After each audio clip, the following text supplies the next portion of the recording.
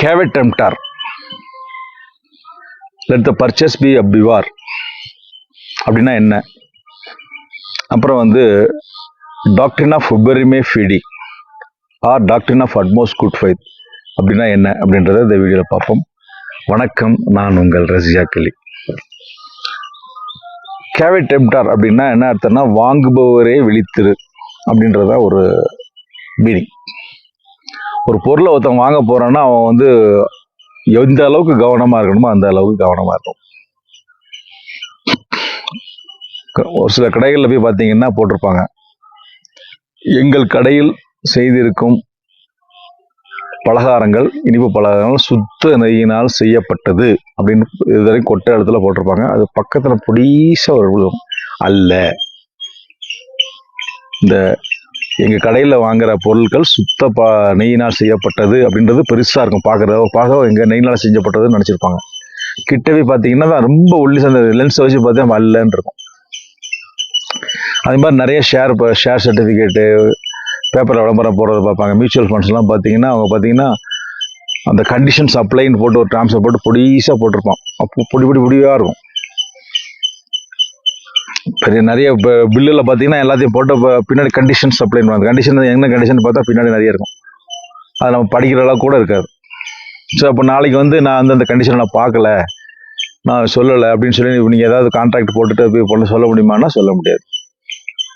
So அதை general rule என்னென்னா, caveat டெம்ப்டார், வாங்குறவனே விழிச்சிரு. நீங்கள் ஒரு ப்ராப்பர்ட்டி சொத்து வாங்க போகிறீங்க, அப்போ ஏதாவது பலார்னு வாங்கி ஈஸி போட்டு பார்க்கல, ஒரு அட்வொகேட்டை கொடுத்து லீகல் ஒப்பீனியன் பார்க்கல, டைட்டில் வெரிஃபிகேஷன் பண்ணல, அப்படியே வாங்கினீங்க, நாளைக்கு சொல்லிங்கன்னா நாளைக்கு போய் நல்லா பார்க்காம வாங்கிட்டு அப்படின்னு சொன்னீங்கன்னா செல்லுமானா செல்லாது. சட்டம் என்ன சொல்லுது? கான்ட்ராக்டை பொறுத்த வரைக்கும் caveat emptor, let the buyer be beware அப்படின்றது ஜென்ரல் ரூல். ஆனால் ஒரு சில எக்ஸப்ஷன்ஸ் இருக்கு.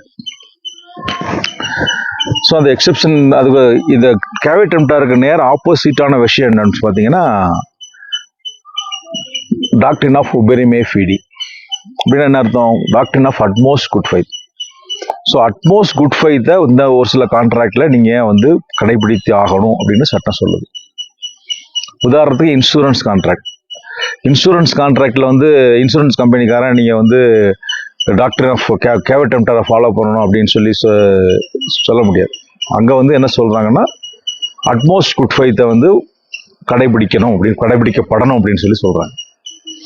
உதாரணத்துக்கு உங்களுக்கு ஒரு கேன்சர் இருக்குது, ஒரு கேன்சர் பேஷண்ட்டு அல்லது ஒரு ஹார்ட் பேஷண்ட்டு, இல்லை ஏற்கனவே ஒரு பிரச்சனையோடு இருக்கான், அவன் போய் இன்சூரன்ஸ் கம்பெனி போடுறான். டாக்டர் போல சொல்கிறாரு, உனக்கு ஒரு ஆப்ரேஷன் பண்ணிட்டு 2 லட்ச ரூபா செலவாகுது அப்படின்றாங்க. உடனே இதை அப்படியே மறைச்சிட்டு நேராக போய் அவர் இன்சூரன்ஸ் கம்பெனியில் போய் எனக்கு ஒரு இன்சூரன்ஸ் கம்பெனி போடுப்பா அப்படின்னு சொல்கிறான். அப்போ நீ ஏதாவது ஆப்ரேஷன் பண்ண உனக்கு ப்ராப்ளம் இருக்கா அப்படின்னு கேட்டால் இல்லை, அப்படிலாம் ப்ராப்ளம் இல்லைன்னு போட்டு கொடுத்துட்றான். இப்போ ஹாஸ்பிட்டலுக்கு போகிறான், கிளைம் பண்ணோடனே அப்போ உடனே இன்சூரன்ஸ் கம்பெனி என்ன பண்ணுவான்? இந்த கிளைம் ரிஜெக்ட் பண்ணிவிடுவாங்க. சொல்லிட்டு என்ன சொல்லுவாங்க, நீ இந்த விஷயத்தை நீ மறைச்சிட்ட, உனக்கு கேன்சர் இருக்குன்றதை மறைச்சிட்ட, ஹார்ட் டிசீஸ் மறைச்சிட்ட, நீங்கள் utmost good faith, doctor of uberrimae ஃபீடியை ஃபாலோ பண்ணியிருக்கணும், டாக்டர் ஆஃப் அட்மோஸ்ட் குட் ஃபைத்ன்றதை ஃபாலோ பண்ணியிருக்கணும், ஃபாலோ பண்ணல, அதனால் அந்த கான்ட்ராக்ட் இன்வேலிட் அப்படின்னு சொல்லுவாங்க. So doctor of good faith அப்படின்னா என்ன அப்படின்னு சொன்னால், ஒரு சில கான்ட்ராக்டில், அதாவது ஸ்பெஷலி இன்சூரன்ஸ் கான்ட்ராக்டில் ஒரு பார்ட்டி தனக்கு தெரிஞ்ச எல்லா விஷயத்தையும் கரெக்டாக அதர் ஸ்டேட்டை சொல்லி தான் அந்த கான்ட்ராக்டை போடணும். அதை சொல்லாமல் போட்டிங்கன்னா நாளைக்கு ஆட்டோமேட்டிக்காக அந்த கான்ட்ராக்ட் வயலேஷன் ஆகிடும். ஸோ அதான் பெரும்பாலும் இன்சூரன்ஸ் கம்பெனியில் பார்த்தீங்கன்னா, இன்சூரன்ஸ் பெரும்பாலான கிளைம் ரிஜெக்ட் பண்ணுறது பார்த்தீங்கன்னா, உங்களுக்கு இந்த ப்ரீ எக்ஸிஸ்டிங் டிசீஸ், இந்த டிசீஸ் ஏற்கனவே இந்த கான்ட்ராக்ட் போடுறது முன்னாடி இருந்திருக்கு, இந்த டிசீஸ் இருந்ததுன்றதை சொல்லலை. ஏன்னா இந்த இன்சூரன்ஸ் கான்ட்ராக்டில் போட்டிங்கன்னா நிறைய ஃபார்ம் போட்டிருப்பாங்க. பெரும்பாலும் இந்த இன்சூரன்ஸ் ஏஜென்ட் தான் ஃபில்அப் பண்ணுவாங்க. அவங்க எல்லாம் இல்லை போட்டுருவாங்க. நீங்கள் அதை அப்படி போடுறதை நம்ம அனுமதிக்கக்கூடாது. ஸோ அதில் என்ன கேட்டிருக்காங்களோ அதை முடிஞ்ச வரைக்கும், அதாவது உங்களுக்கு தெரியாத விஷயங்களெல்லாம் போய் சொல்லணும்னு அவசியம் இல்லை. நீங்கள் உங்களுக்கு ஒரு ப்ராப்ளம் இருந்திருக்கு, அது உங்களுக்கே தெரியாது. ஒரு உதாரணத்துக்கு உங்களுக்கு ஒரு பைல்ஸ் வேறு ஏதாவது வயிற்றில் ஒரு கட்டியிருக்க விஷயம் உங்களுக்கே தெரியாது. அப்போ இன்சூரன்ஸ் போடுறீங்க. உனக்கு அப்போ நீங்கள் அப்போ நான் எனக்கு வயிற்றில் கட்டியிருக்கு நீங்கள் சொல்கிறீங்க. நான் இது சட்டம் அந்தளவுக்கு எதிர்பார்க்கல. நீங்கள் உங்கள் உடம்புல பாடியை ஸ்கேன் பண்ணி டெஸ்ட் பண்ணி எக்ஸ்ரே எடுத்து எல்லாத்தையும் பண்ணி அப்போ தான் இன்சூரன்ஸ் கம்பெனிக்காரன் போடணுன்றது இல்லை. உங்களுக்கு தெரிஞ்ச விஷயத்த யூ ஹாவ் டு ஷேர். அப்போ ஷேர் பண்ண என்ன ஆகும்னா, இன்சூரன்ஸ் கம்பெனிக்காரன் என்ன பண்ணுவான்? ஸோ உங்கள் கான்ட்ராக்ட் அப்போ இன்சூரன்ஸ் போடணுமா வேணாமான்றதை டிசைட் பண்ணணும். இல்லைன்னா ஓகே நீங்கள் வந்து ரிஸ்கோட வரீங்கன்னா உங்களுக்கு ப்ரீமியம் வந்து 5,000 கட்டுறதுல 5,000 கட்டக்கூடாது, நீங்கள் 7,000 சேர்த்துக்கு 7,000 கட்டுங்கப்பா. ஸோ அப்போ உங்களுக்கு என்ன பெனிஃபிட் கிடைக்குதுன்னா, நீங்கள் சொல்லிட்டீங்க அப்படின்னா, இப்போ உங்களுக்கு சுகர் ப்ராப்ளம் இருக்கா இல்லையான்னு கேட்டான்னு வச்சுங்களேன், நம்மளால என்ன பண்ணோம், இன்சூரன்ஸ் இல்லைன்னு போடணும். It is not advisable. நாளைக்கு ஏதாவது பிரச்சனை வரும்போது பழைய ரிப்போர்ட்டை கொடுத்தாங்கன்னா ரிப்போர்ட்டும் சேர்த்து கொடுங்கன்னு காமிச்சாங்கன்னா பார்த்தாங்கன்னு வச்சுங்களேன், அதில் ஒன்று இருக்குது, சுகர் உங்களுக்கு இருக்கிற மாதிரி ரிப்போர்ட் இருக்குது, இப்போ இல்லைன்னு நீங்கள் சொல்லியிருக்கீங்கன்னா அப்போ நாளைக்கு ஏதாவது கிளைம் பண்ணால் அதை ரிஜெக்ட் பண்ணுறதுக்கு வாய்ப்பு இருக்குது.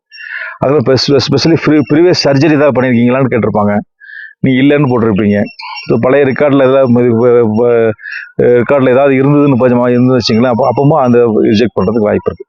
ஸோ டாக்டரின் ஆஃப் உபெரிமே ஃபிடி அப்படின்னா என்னன்னா, utmost good faith party to contract வந்து இந்த ஒரு சில கான்ட்ராக்டில், அது எதுக்காக எல்லா கான்ட்ராக்ட்ல இல்லை, இன்சூரன்ஸ் கான்ட்ராக்ட் மாதிரி கான்ட்ராக்டில் அட்வைஸ் குட் ஃபெய்த்தை ஃபாலோ பண்ணணுன்ற கான்ட்ராக்டில் வந்து குட் ஃபெய்த் ஃபாலோ பண்ணணும்.